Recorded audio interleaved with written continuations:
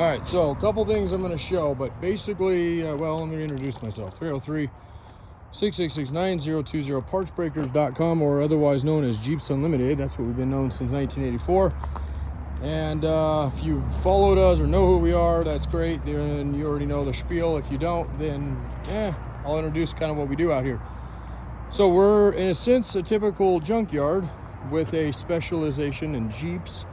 We have 7 acres. We really pride ourselves in rust-free parts, and we go after things that are a little bit more unusual for yards to do and specialize in them, such as frames, tubs, wiring harnesses, conversions, and then on top of that we do just all the little things as well. But those are really our bread and butter and what we have been polishing for the last, since I've been doing this, 21 years. So this particular, there's always not just a point to our videos, but there's usually a customer in mind, or a conversion in mind, or a part in mind, in a sense. So in this particular one, well, we've actually pumped out 3 of these in the last 6 weeks. I'm gonna nail my tire. And it's a manual to automatic conversion, which are a lot more popular than you think. We also do auto to manual conversions, and it usually depends on what it is. You know, as far as like the older stuff, a lot of times goes manual to manual conversions, meaning that they get an upgrade such as like a 3 to a 4 speed, or a 3 to even a 5 speed, or 4 to 5, and some of those, and even sometimes back from 5 to 4, or especially when you get into like the CJ stuff. So because each year they offered somewhat of a different, depending on who was helping AMC, or even back into the Kaiser era things, and a lot of that stuff is adaptable. So so when it comes to transmissions, that's the way it is. When it comes to upgrades they did in the later years, but not so much in the early years, such as power steering, power brakes, disc brakes, stuff like that, we go after that stuff as well. And not everything is listed on the site right now. We actually were about a 60 to 70% listed up until about a year ago, and we redid our site. It was our back office, and the company that was doing it for us kind of fell short on a few things, and it unfortunately made it very difficult to run the back office of the business. So we hired another company. They're building another site for us right now, and that team, as long as I've been doing this, it seems like about every 3 or 4 years we're having to build a new site, which is not cheap. And the only reason I'm even telling you that is because, well, for a few reasons. One is that if you go onto our site right now, not everything is listed. So it's always, if you don't find what you're looking for, it's always best to call us. And just be patient with us. It's a big company, but this time of year especially, there's only a couple people out here. We ramp up our staff when our busy season, even though it's busy now, it's even busier come January. So, but you can always email us to sales@partsbreakers.com, or you can do myself, Jeremy, at partsbreakers.com. Of course, I've had a number of health issues the past few weeks. It's been slowing me down as well. So, but I'm starting to feel better, so hopefully it stays this way. But anyway, yeah, so not a lot is listed on the site, and that will change here in the next probably 1 to 3 months, but I'm just going to say 3. So by January, hopefully, you're going to see back up to that 60, 70, and then even further. And then we are going to do it a little differently going forward. We're not going to list every single nut and bolt like we've tried to do in the past. That's been some of our slowdown and hardship, and it just is not possible unless you're running, something like Amazon and a fulfillment like Amazon or Walmart or blah, blah, blah. So what we're really going to pride ourselves and go after on the site, and what we're going to inventory, is kind of what I just talked to you about, and then amongst other things that we continually to get in. But these one-off items such as doors, hard tops, tubs, frames, even though tubs, frames is something we go after, since they're unique to themselves and they have to be relisted each and every time, we're going to start a different format with that stuff entirely. So you're not going to see that stuff listed the way it has been in the past, almost like a feed, a classified, or even just a like what we're doing kind of formatting is what that's going to be. So I always try to do, even when I'm doing a specific video, I try to give you a little bit of an update of where the yard is, what's going on with us, just so you kind of have a feel for where we are and whatnot. Our site will give you a lot of that information too, but you know, if you're like me, I just want a quick answer. A phone call is usually best. You can always message, even text us, but understand that those methods are always going to be the slowest response from us, and whatnot. So give us a call, leave us a voicemail, and my wife and I check those. She's really good at it, and we'll get back to you as soon as we can if we don't answer the first time. So without further ado, we just finished a TJ 4-cylinder manual to auto. That came out really nice. And we're doing a 6-cylinder manual to auto.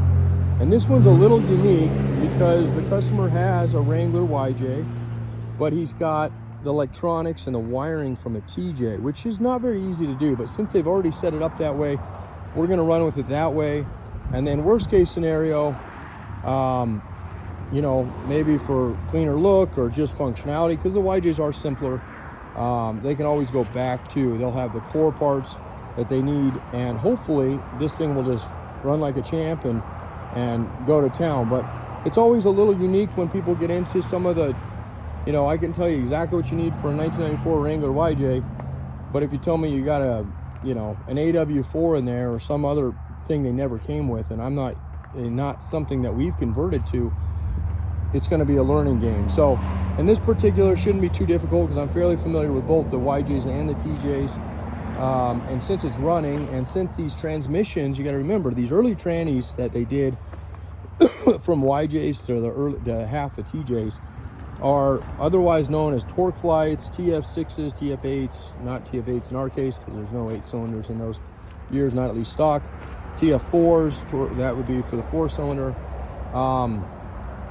And then they're otherwise known as 30 RHs or 32 RHs. Now, one thing to know real quick is there really is not a lot of those out there that are electronic lockup. That doesn't mean you don't have a lockup torque converter, just means that it wasn't electronically done. And almost all of the YJs, actually all the YJ 6-cylinders were all mechanically, if they even offered it. Most of them did not. Into the TJs, the early TJs also, most of them, if they offered it, were mechanical.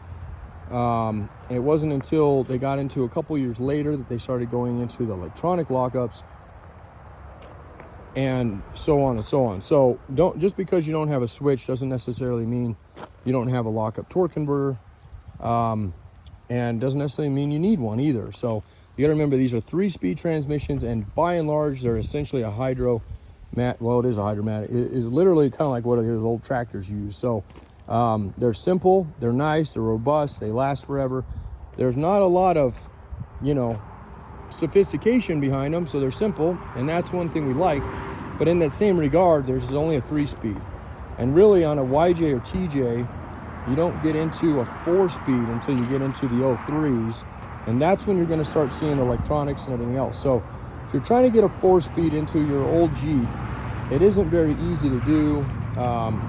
Not as easy as it is to shove a Torqueflight in there of an early kind and whatnot. So today we're working with a Torqueflight, and the tranny's built, and we really recommend, even though we make we make less when we do rebuilt stuff than we do when we just sell you something used. Even though our warranties are there and everything to cover used, and we do test everything, it's always recommended, again, even though we make less, we try to look out for the best interest of the customer. And in this case, it's not very much more expensive to go ahead and opt for rebuilt. We do have to send them out to do that, and we are at the mercy of the builders. And in this case, we're at the mercy of finding a torque converter. The torque converters for these TFs, 4s, and 6s have gotten impossible to find. You can literally go online, you can go to TransStar, all those sites, and you will not be able to find go to an auto parts store and find one of these things. They'll tell you they can get them, and you'll put an order in, and then a few weeks later they'll tell you So you have to have a core. We learned that not just on this one. I knew that was going to be difficult because I've been doing this for long enough, and that's been hard for a few years, but this one was even harder. I had somebody lined up for it torque converter, and it just progressively got longer and longer until finally they just told me no. And then I had to take the old one, which was, sometimes you don't even get an old one, depending on where we're getting the tranny from. In this case, we had one. And luckily, we still had somebody locally that can rebuild them. So, I would like to have all this laid out for you, but I'm not going to show you it like that right now. Although I will have that stuff, and I'm going to show you. So here's our nice spanking new torque converter that we were waiting on forever. So completely rebuilt and set up for that guy. So that will be included, of course.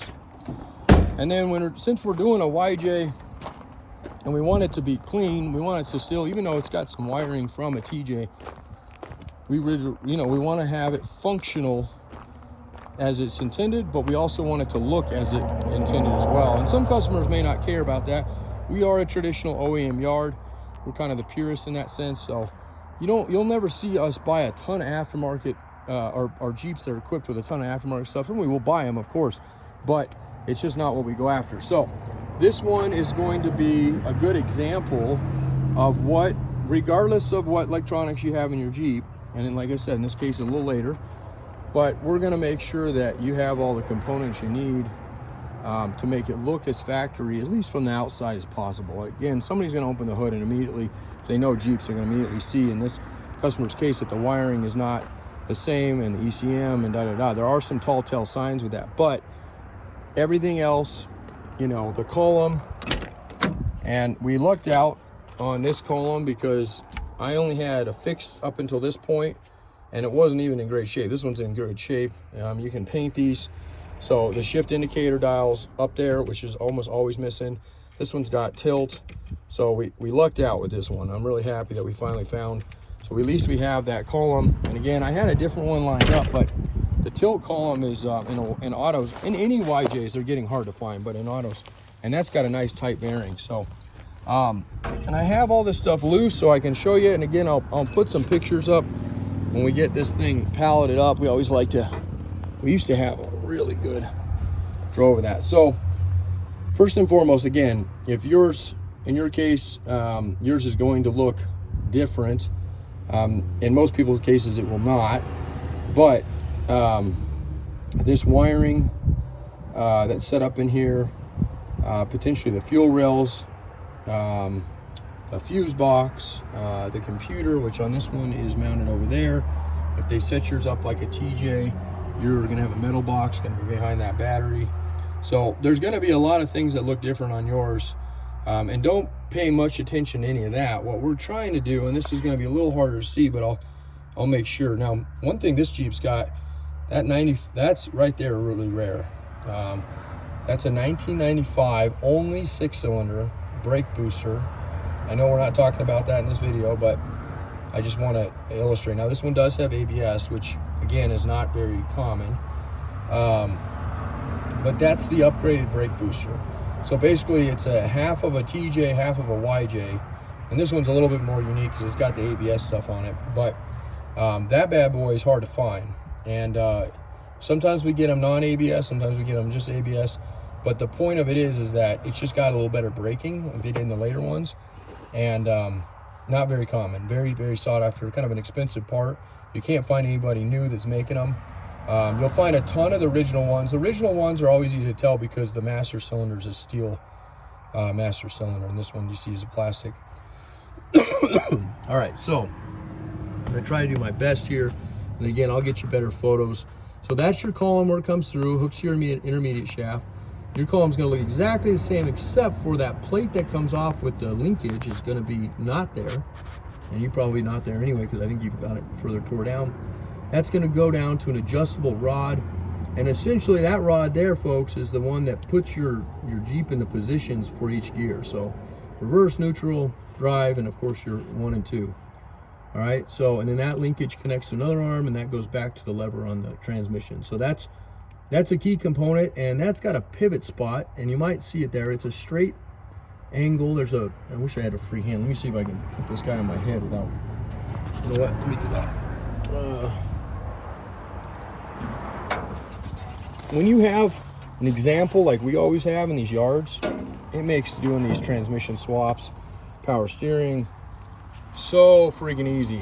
It is so much more difficult when you don't know exactly the way this stuff hooks up. So I think videos are important, but also we'll get some good photos. So anyway, so I'm gonna reach down here and show you. And there's not a lot of part schemes out there, the old schematics that are gonna show you this stuff very well. So so try to pay attention the best you can, but I understand it's, again, not the best probably looking down in here. But all right, so this guy right here is specific to an automatic, and we call it an angled, it's like a triangle bracket almost. Okay, got a little bushing that sits right here. You can see the rod, this pivot rod goes all the way through here, and all that does is it provides a fixed point to let this linkage, this mechanical linkage here, operate. So the early YJs are going to have this, even with the carburetors. This is all going to look very similar because they all function almost identical, at least in this regard, as far as shifting from the column down the transmission, almost identical regardless of fuel injected or carburation. Okay, and you can't really see it, but back there, see that arm that goes back and then the linkage goes forward. Okay, that is where that adjustable, actually the adjustable part is here. And you got fixed locations here, and then you have another. So essentially it gets sandwiched in here. So you got this bracket comes off the tub, and then you have that bracket right there. It's actually coming off the transmission. Another pivot spot, and that just gives you this whole linkage as a fix, so that when you're shifting around in here, it's not wobbling. Because on the old, like for example, CJs used to have a tremendous time trying to execute this with just the manual clutch pedal linkage stuff. And it would work really well in the beginning, and then eventually they would wear out and they get real sloppy, and then it was hard to put them in. So a lot of people converted to hydraulic clutches, which we do that as well. But for this case, that's going to give you that, and then this rod that goes back. Folks, the tranny is the easiest part. And I had a guy call the other day, and he was wanting to do a conversion, and I think his was a TJ. And TJs are set up a little differently on the tubs than this is. They don't have the linkage like that, because you got to remember, a TJ uses what? It uses a floor shift, not like a YJ. YJs use a column shift. And some early Cherokees were column shift and some were floor shift. So those are very, same with the Comanches, although most Comanches are column shift, just due to the bench seat in them. But you can, I've seen them set up other ways. So don't get these confused, but this is, it's never the part itself. Like power steering, people always call and they're like, hey, I want a power steering set up on my CJ or my early YJ or even early TJ. And I'm like, okay, great. Here's the price on it. And usually they're around, depending on which one it is, anywhere from $600 on the really low side. You can get all the way up to $1,500 on one of those pretty easily, depending on what motor you got. And it's always shocking, not always, but a lot of times shocking, especially if we're their first phone call. But the reason a lot of this stuff adds up so quickly is never the actual part. So in this case, the transmission, yeah, it was a pretty penny, and it was a good portion of this bulk order for this kit. But the stuff that makes this stuff, and that we do not sell anymore individually because we can't do these kits if we do, is these rods, these pivot spots, the angled bracket on the firewall, the angled bracket off this transmission, of course, these rods that go down, and even automatic transmission columns have got to a point where we're not selling those either. We'll do the manuals because, again, in order to get a proper conversion done, you have to have those. So we've kind of undercut our own selves over the years by peeling off those. The same thing goes for power steering pumps. The pump you can go buy locally at a hardware store. What you can't find are the peripheral brackets that mount that pump factory to the engine. So, all right, and it almost applies to everything. It applies to doing a 4-liter swap from a 4.2 or 2.5 to a 4.0. So lots and lots of stuff kind of go into these. Keep that in mind. So in the case, and this customer originally went from a 4-cylinder to a 6-cylinder. He did that swap. I think that was done prior to him getting it. But because this was converted, and it was converted with a 6-cylinder engine, but out of a TJ, he's dealing with TJ wiring. Now, again, we had a lengthy conversation about this, and we determined that, hey, if it runs, which it did, why mess with it? I mean, the TJs are just as simple as these are for the transmission, as long as they use an early TJ, which they had done, and they didn't get crazy into splicing wires. which doesn't sound like they did. So, but obviously the easiest way if you're going to be doing a 4 to a 6 swap, and especially if you're going to an automatic as well, is to get everything out of the same vehicle. And that's one thing I really like to pride ourselves on. We are not a mix and match company. You'll hear me sometimes, I'll quote you a certain price and I'll tell you, hey, 4 to 6 weeks, sometimes even up to 2 months, depending on how difficult I know these parts are to get.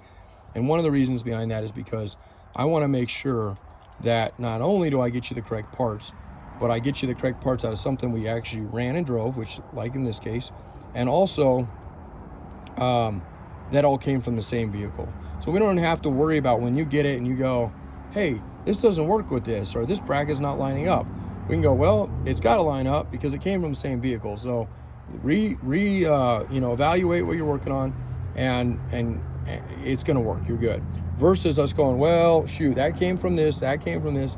Yeah, maybe there's an issue in there, and we have no idea how to point you in that direction. So a lot of our kits are not only the customer service, but also just the acknowledgement and then the reassurance that if I have an issue with it, these guys are going to support it. These guys know what they're talking about, and they assured me this came from the same vehicle. I'll tell you straight up, and it does happen time to time, especially on power steering. Yes, we piecemealed this together from 4 different Jeeps. On those, it's simple enough. I've done them long enough. But when it comes to engines, when it comes to wiring harnesses, when it comes to transmissions, I really, really like to get everything out of the same vehicle. And I would even, sometimes, if we can, even the same year that the customer has. So in this case, we nailed it in every aspect, because this happens to be a late 93, titled as a 93, but it's got almost everything under it as a 94. And they're the same for the most part. Except for this bad boy, which you only see in the 95. So, or maybe his title is 94, but it's and I think that's what it is. So its title is a 94, but it's got a lot of the 95 stuff on it. So anyway, the harness is 91 and 95. You can use those pretty much interchangeably. 91 is the only year that I am always very cautious on interchanging parts. And the reason being is because 90, and you got to make sure 87 and 90 altogether, leave those alone if you're doing anything fuel injected, because those are always carbureted out of the get-go. But 91 is unique because 91 uses all the high output. All this stuff you're seeing in here is going to look almost identical, minus, of course, the brake booster and maybe a couple other peripheral things, ACs and stuff like that might be a little different. This one does have AC on it, which we finally got a full AC kit again, so that's awesome. And again, if it was a YJ customer wanting AC, the only way to do an AC kit is all out of the same vehicle. And this would be the bracket, this would be the compressor, the lines, the condenser, the lower unit, and yada, yada, yada. So we will have one of those out of this, and we'll test it in the sense that it works. Usually these are early enough, you still need to convert them unless they've already been converted, and I can have Jerry look at that. And we'll test them if they work and give you that. But so a lot of times we'll say, oh yeah, the blower works, the compressor kicks on, but it's not cold, which is very common because a lot of people didn't recharge these. But we'll make sure we can do a leak check on them, make sure they're holding vacuum and whatnot. So anyway, that's a lot of information that our customer who's been patient with me probably didn't need to know all that, but it's nice to have nonetheless. The only other thing I want to really quick go into is going to be your kickdown cable, which again, this is going to look somewhat different if you have a manual transmission. So again, if you're looking at this just for information, and your Jeep looks a little bit different under the hood, just remember this is an automatic, and automatics have the throttle cable that yours will have, but they're also going to have a kickdown cable. And that kickdown cable essentially does exactly what it sounds like. It's when you're shifting, it knows when you punch it, based on throttle response and all that jazz, it's giving that tranny the same feedback. And it's really important on these hydraulic ones because they're all drive-by-wire, right? Not electronic wire, but cable, and not like the new stuff, which is all electronically controlled. So there's really not much that goes into these transmissions that are electronically controlled. And I mentioned this earlier. I want to come back to this real quick because four-cylinder guys might be a little confused because I'm sure they're like, wait a minute here, I heard that mine's electronic lockup. Yeah, the four cylinders for some reason They didn't do 4 cylinders on all the YJs. They only did them in the last 2 years. So you happen to have an early YJ with an auto, it didn't come that way if it was 4 cylinder. Somebody put it in. And yes, for whatever reason, maybe just because of lack of power in them, the 94, 95s, and all the way into the TJs were always electronic. What am I trying to think? Lockup. So again, in a YJ, don't be alarmed. None of the trannies came that way with lockups. They were all non, and that's the way we set them up typically. If somebody says, you know, hey, I got a TJ and it does have lockup, and I make sure I want to go back to it, or hey, I don't have lockup but I'd like to add it, you know, that's a completely different game altogether. You got to wire those in, you got to wire them to a switch, and you have to activate them on their own, because the computer's not going to do that for you, especially on the YJs. And most of the TJ earlies are done that way as well. So but again, you can always find, well, I shouldn't say always find, but you can always request manual, a mechanical lockup. Okay, not common, but I do see them every once in a while. For whatever reason, I see them more in the old CJs than I do in the YJs. So, all right, I think that's it. Questions, comments, concerns, let me know. Please look at the site here in the next 2 or 3 weeks when I get caught up, because as we ship this one out in the coming days, we always take pictures of what we're sending out. Now, the only thing that this conversion is going to lack, well, I guess it's not, because it wasn't really a full, he already had a lot of this done. But a lot of times, if somebody's done an engine swap, whether it be from 4.2 to 4.0 or 2.5 to 4.0 or 2.5 to 4.2, you're going to see some wiring stuff in them. And especially in the late TJs, so a late TJ, 03 to 06, you might see a conversion kit we list on one of those, and we'll list them from 03 to 06. But remember, it'll tell you that, but it'll say in the ad, this is specifically for an 03 or an 04. The reason is, in those late years, harnesses and computers, that guy was going absolutely nowhere fast, but loud. Those ones are specific to the year. They do not play well with each other. So 04, 03, 04, and then 05, 06. Now 05, 06 is a little bit of an exception. You can interchange harnesses on those 2 years for some reason, but not in the 03 and 04. And again, in the 97 to 02, you can interchange those as well. They need to be 97 or 98 or 99. So always look at the details of our lads, and if you're unsure, call us, because the 9702 is, yes, that's the kit, and that's what it'll look like, and you'll have all those components, but the specific kits that we're offering is what we have available. So, for example, if this one was an automatic, it's not, but we just did have an auto. Actually, I think the tub out here is somewhere out here for that one, because we just pulled apart. It was a 2000 auto.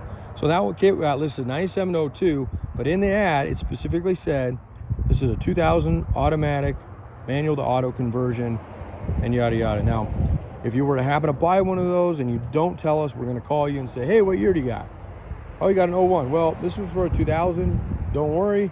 Let me see if I happen to have an 01 sitting on the lot. We just haven't inventoried, and a lot of times there is one, or I know where I'm getting one next. So I'll just give you a little bit different lead time, and then we'll go from there. I've done pretty well today, considering my voice is still extremely on the fence.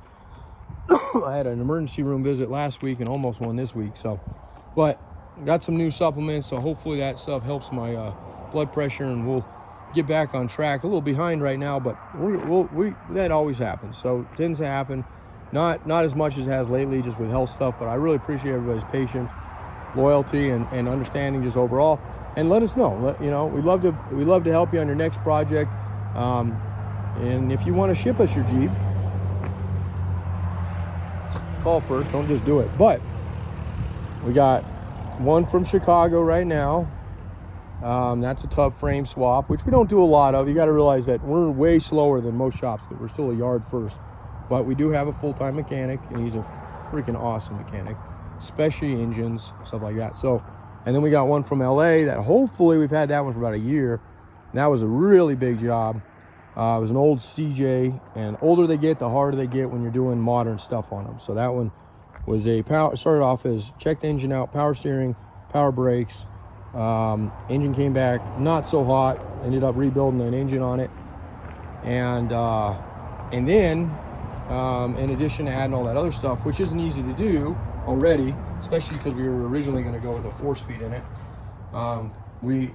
customer got with us and said, hey, you know what, my wife's going to drive this thing and we really like an automatic. Oh, okay, yeah, we can do that. And I kind of bit that off without even knowing exactly what that entailed. That was a major project. So this is the motor we got built for it. It's a Dauntless Odd Fire, very hard to find. Then we found a Turbo 350. Normally these are only 2-wheel drive. It's a BOP, you can tell because it's got that dished out head on the top. And then that goes to a Dana 20 transfer case. Originally it was an 18. And we had to keep this all as short as possible because, again, you gotta remember this is going in an old CJ, and the tub, you know, they're not very long, so we're gonna end up with, if we don't do this right, a really short drive shaft. So he also did a fuel tank conversion, which is what that's set up for. They got all that set up, so really just needs, a lot of this stuff just needs to be bolted back in. Power steering, power brake booster. You can see that's a modern, that's actually what a YJ1 usually looks like right there. And then custom pedals, because those usually go through the floor, so these are hanging. We had to build all that stuff. It doesn't look like much right now, but I would say we're literally in the final run on this thing, and hopefully by the end of the year. I was really hoping by Halloween, but that's not going to happen. So, and we don't want to rush it. We've been doing it so long. So, anyway, point is that we got about 5 vehicles that have been shipped in from out of state, some from Denver Metro. And we're okay with that. You just got to be patient with us on timing, because that's where we, you know, the advantage we have and the advantage you have using us is we have the yard behind us. So I don't have to pay a tech to go to another junkyard 50 million times to find, you know, nuts and bolts or just linkage or whatever it may be. We have that advantage by having that stuff out there. And if we don't have it out there, we usually buy a Jeep to have it out there. So that's what we've done in a lot of these cases. So. All right, questions, comments, concerns, ideas, I don't know, you feel free. If it's most of that kind of stuff, if it's a parts request, call us. If it's, you know, comment or idea or whatever, just email us. And it's usually easier for me I can't usually spit off answers, especially on that real custom stuff right away, but I can definitely get back with you. So I got to get this truck unloaded and go get a roof put on my upper garage before it rains like cats and dogs this week. And hopefully the snow ain't coming in too quickly. Get all these engines put away, trannies put away. We got a lot of work to do, but we still got customer orders we got to do too. So again, Jeremy, 303-666-9020, partsbreakers.com. Jeeps Unlimited, legacy name, still known locally, Jeeps Unlimited, nationally Parts Breakers. We can talk about why that happened a couple years ago, but it's been a good thing. So, all right, thanks guys.